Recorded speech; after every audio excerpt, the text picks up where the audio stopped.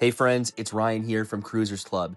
If you're heading on a cruise soon, whether it's your very first sailing or your 100th, this video is going to walk you through exactly how to prepare so your trip is stress-free, smooth, and honestly, way more fun. Today, we're covering everything: what to do before you leave home, tips for cruise line check-in, what you must pack, your absolute cruise essentials, what to put in your carry-on, embarkation day tips that most people learn the hard way.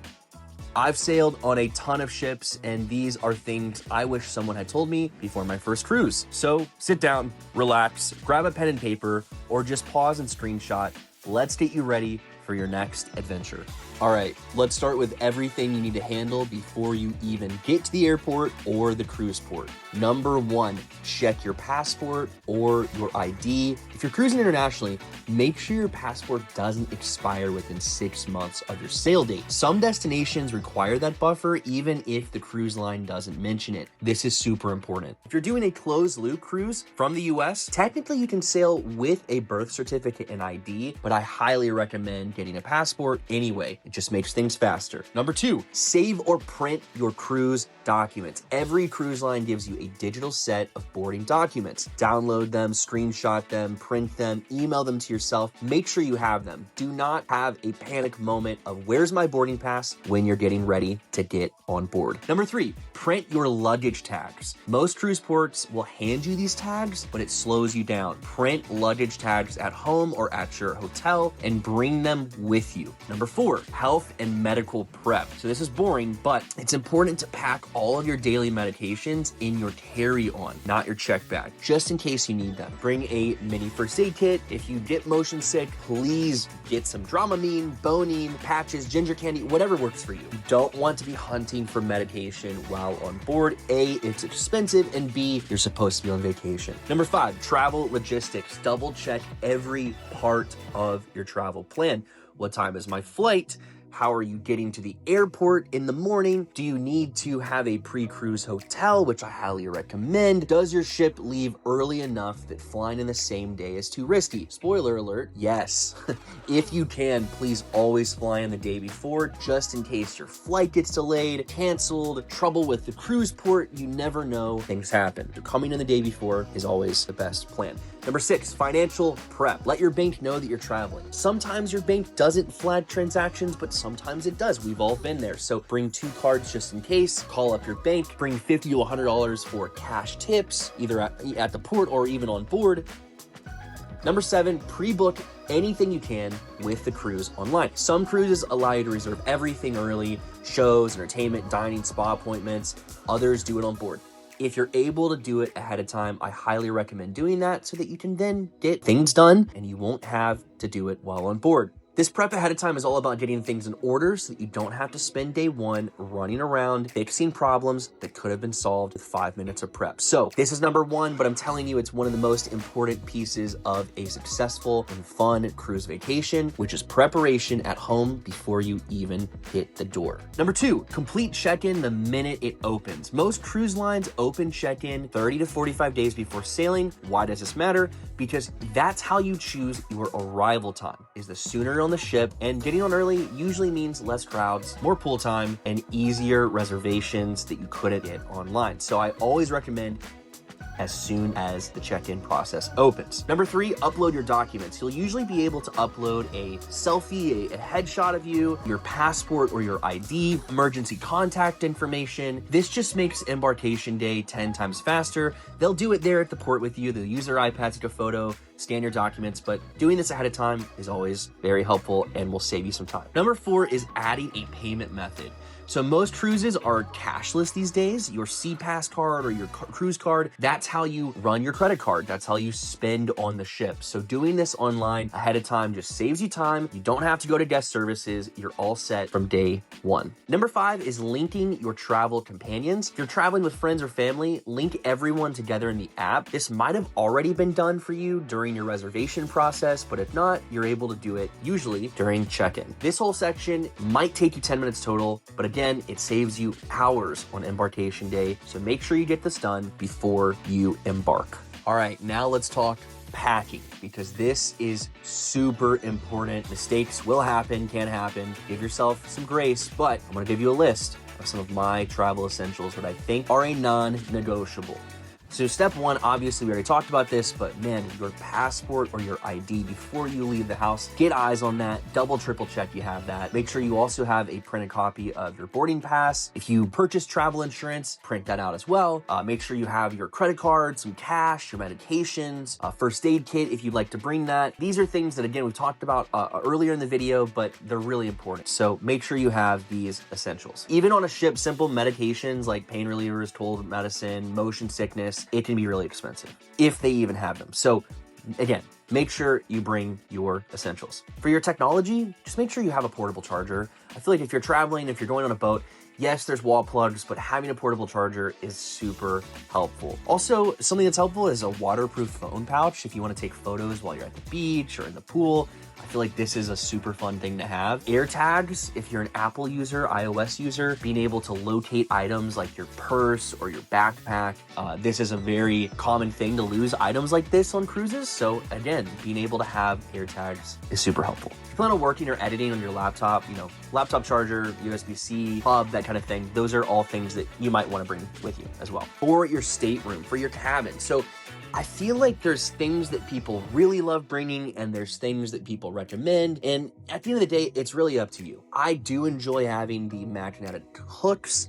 Most of the walls in staterooms are magnetic, so you're able to use these hooks to hang up bathing suits that are drying or clothes, etc. A night light, and make sure that it's approved by your cruise line, but a night light, especially if you're in an interior cabin, those cabins can get really dark, and so having a night light would be very nice. You plan to do, if you're on a maybe a 7 or even 14 night sailing, you might want to do laundry.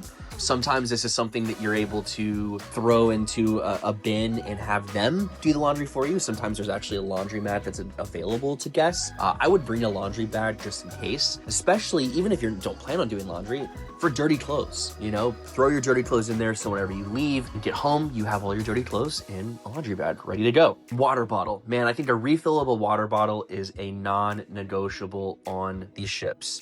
Most of the ships have the water spigots, similar to water fountains that are in common spaces. I think getting water bottles constantly from the bars or the restaurants is just a hassle. So being able to have a refillable water bottle with you is a good idea. So cruise destination essentials. I feel like if you are going to be getting out on a cruise, a lot of people go on these Caribbean cruises. You've got to have sunscreen. Make sure it's reef friendly for places like Cozumel and Roatan, but make sure you have some good sunscreen. I have been in situations where I have not done this and have gotten sunburned pretty bad. So make sure you bring that. In the case that you do get sunburned, some aloe vera is very nice. Some just nice lotion, fragrance-free lotion is nice. Just think ahead on things like this, especially the time of year that you are embarking on your cruise. Some comfortable shoes, flip-flops, boat shoes, some shoes that you can slide on that, you might be going to the beach. So probably don't want to wear socks and you probably don't want to wear tennis shoes. I definitely recommend some flip-flops. On the flip side, you also probably want to get some comfortable walking shoes, especially if you're going on some of these excursions that require strenuous amounts of walking. You can definitely feel that after a while, so you want to have some decent walking shoes with you. Other things like a sun hat, maybe a light jacket, especially on nights at sea. You don't realize that in the Caribbean, it might be, 90 degrees at night or during the day, but then at night it gets pretty chilly, especially with the wind as you're moving on the boat. So I definitely think that people miss out on jackets. You probably want to bring one, especially depending on the time of year that you're sailing. I think outfits, just casual day outfits. Think about your dinner outfits. If you're going to main dining, you might want to dress up a little bit. All of this, again, is up to you, but I would think through the different parts of your day on all 7 nights or 14 nights or 3 nights or 5, however many nights is your cruise. Think about what you might be doing throughout the day and try to build some outfits around that. Also, I want to talk about carry-on versus your packed luggage. We've talked through some of the things you want to put in your carry-on ahead of time here, but I think in terms of packing, you want to kind of differentiate what you're putting in a carry-on versus what you're checking, especially on your first day on the ship, as you might not get your luggage for several hours, your checked luggage. So make sure that in your carry-on, you keep things like your passport, your ID, medications, your cruise documents, maybe a camera, GoPro, phone chargers, a swimsuit, especially if you can check in early. I love doing this. You check in early, you get back on the ship, and then you have hours before it gets really full. So you have hours of pool time, which is very nice, especially if you, again, pack your swimsuit. You're not waiting for your swimsuit in your checked luggage. Any valuables, sunscreen, things like that, make sure that you just kind of think through what might I need before my luggage arrives at my stateroom. So all of that to be said, it's all up to you, okay? Don't stress out about the pack. I just think that the best thing to do is to kind of look at where you're going, what time of year it is, and plan accordingly. Just spend a few minutes doing some research like this will definitely help you and ensure that you're packing the right things. All right, guys, and finally, you have made it. It's cruise day. This is embarkation day. It's fun. It's not stressful. So here's what actually happens step by step so nothing surprises you. Number one, arrive during your scheduled time window. Don't show up 2 hours early. Most ports won't let you in. Show up when you are told. Step two, drop off your luggage. So if you Uber or you get dropped off, porters will be there to take your checked bags. You are able to take on a carry-on, but make sure your checked bags get with the porters who will take it onto the ship. It is recommended to tip these guys. They are doing a hard job, so please be nice and tip them a couple bucks. I'm sure that they will appreciate it. Number three is going through security and checking your documents at the cruise port. Very similar to airport security, but it's usually a lot quicker. You'll show your passport, your boarding pass. The app usually speeds this up, so if you have that available, it can scan it and get you going. Number four, they will usually take your photo, even if at check-in you took a photo of yourself. Usually they have iPads, they'll take your photo just to verify you are who you are. Don't be alarmed, this happens almost every time for me, and that is a part of the check-in process. Number five is to step on board. This moment never gets old. When you walk on board, here's what I recommend doing. First things first. Make any dining reservations, reserve shows, connect the Wi-Fi, etc. Those are all things you should do, but I think that one of the first things you should do is to do your muster drill. If you've never been on a cruise, this is the emergency drill that happens just in case anything happens, which it doesn't, but just in case. Go and do this. On your app, it'll usually tell you where your muster drill is, or on your SeaPass card, your cruise card. Just look at that, and if you need help, there's plenty of people around. Ask them where to go. They'll direct you where to go. It usually takes literally 30 seconds. They'll show you how to put a life vest on. They'll show you where to go, noise, the sound that plays when something is going on, so you know what's happening. Get this done early. And then after that, hey, grab some lunch, change into your swimsuit that you have in your carry-on, go to the pool, get some food, enjoy yourself. It is day one of your cruise vacation, and there is no stress here. It is time to relax and have some fun. And that's it. You are on board and ready to have a great time. If you follow this checklist, you will be so much more prepared than the average cruiser. I promise, when I first started cruising, I wish I had a list like this. If you want a full principal packing list, embarkation checklist, cruise planner, let us know. We want to provide those resources to you guys. And please don't forget to subscribe to Cruisers Club. And please don't forget to subscribe to Cruisers Club for more cruise tips, ship tours, packing hacks, and of course, we're going to take you on board our next adventure. Have an amazing cruise, and we'll see you on board.